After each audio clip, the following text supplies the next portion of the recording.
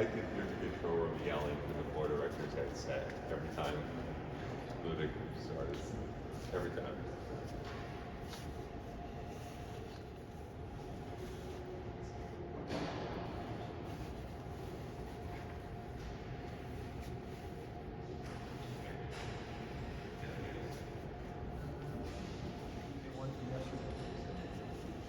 You'd like to see everything?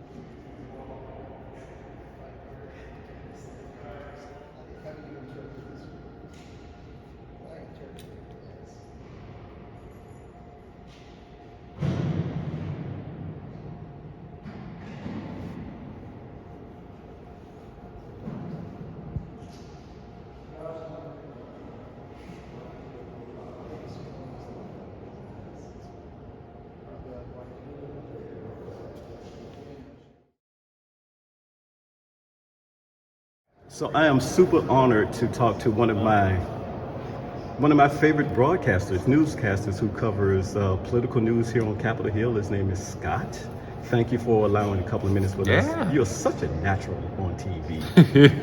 Where are you from originally, by the way? I'm from upstate New York, and I laugh because the family's sick of hearing my voice. At least on television, there's people who want to hear me. like me, I'm a big fan. So I just pulled Scott away for a couple of minutes here. He's doing some shots from CBS. I just want to get your take on EVs. Do you know anything about EVs? I mean, the moment has arrived for people who are interested because of where fuel prices are. Yeah. And the fact that the infrastructure is there now. You can charge. That's you can reliably find a place to use an EV. I just not sure how many are on the market to meet demand. It is yes, because high gas prices are one thing. The infrastructure, as you said, is another thing. But also, too, the supply chain shortage was a big deal. And it's those chips. It's those little small components you can't see that make these things hard to Even move. paint was a stop, just to get cars painted. But let me just ask you, like I said, a couple of questions on EVs itself. Do you know any other, let's say people in your family drives EV? Not in my family, but that's not from a lack of interest. It's from a lack of ability to get one right now. Well, you said you're from upstate New York, so I'm considering that you pretty much spend a lot of your time in New York City. Is that correct? Upstate. No. People think everything north of New York City is upstate. And those of us who are from upstate say no.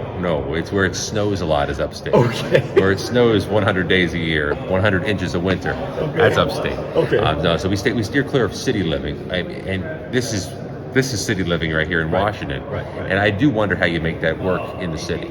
Well, again, there are public charging stations, and there's a charging network. You have a variety of. But it takes you 45 minutes to cross a block in the city. Like, how do you get there when you want to get there?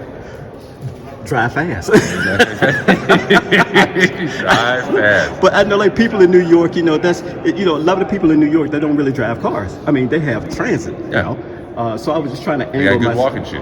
Right. I was just trying to angle myself with your duties. You're here in Washington, D.C. almost every day, 5 days a week. So you're really not driving a vehicle. You probably, I don't know what you're doing as far as transportation. It's a mass transit existence when you're in a city like this, in part because there's nowhere to put the car. Right.